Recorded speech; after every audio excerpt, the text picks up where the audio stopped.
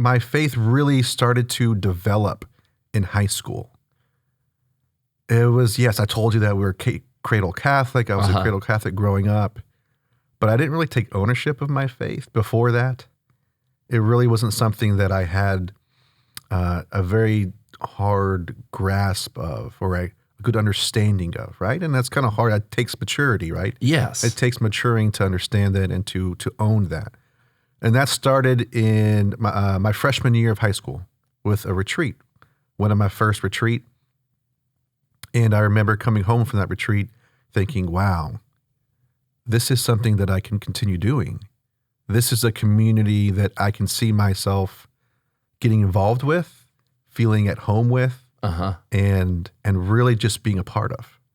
So that really kind of started things for me. And that about that time was when I first started getting involved in music, playing guitar. So that was kind of my foot in the door, was music ministry. Okay. The guy who did the worship music at that retreat, I thought he was really cool, really talented.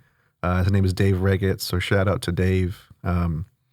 And so that was kind of my foot in the door, and then I joined the 5 p.m. Mass choir for the youth Mass. And so from then on out, it was like, okay, I'm involved. Seed was planted, I'm here. And so I'm getting more involved in the youth ministry. I became like on the core team, and that was just kind of my community. So I really... always guitar.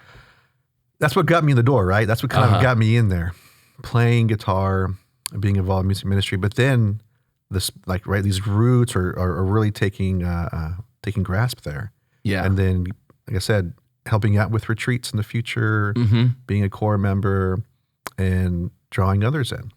Did you sing as well? Not so much in high school. No, that was all Dave. He's got a beautiful voice. I did a little bit later in college, when it was just kind of me. I would provide some kind of backup vocals, or never the front man, of course. I went to Texas Tech University. Okay, quite a ways from here. Yeah, 8.5 hour drive. What was that like? Were you active in the campus ministry there? Yeah, very much so. The Awakening program was like the first thing that I did, right? So a lot of people hear of the Awakening and are familiar with it. Great retreat, great program. That was kind of the first thing that I did to get to know people and get involved in the campus ministry. But yeah, very much that was a part of my life, my 4 years at Tech. It was a great community to be a part of. It was good for my social life, for my faith life, for me to have those friends and a good foundation. A lot of people during college, they feel, the whole college lifestyle, and maybe especially since you were so far away, was kind of dragging them away from the values that their family tried to instill in them. Did you have any of that experience?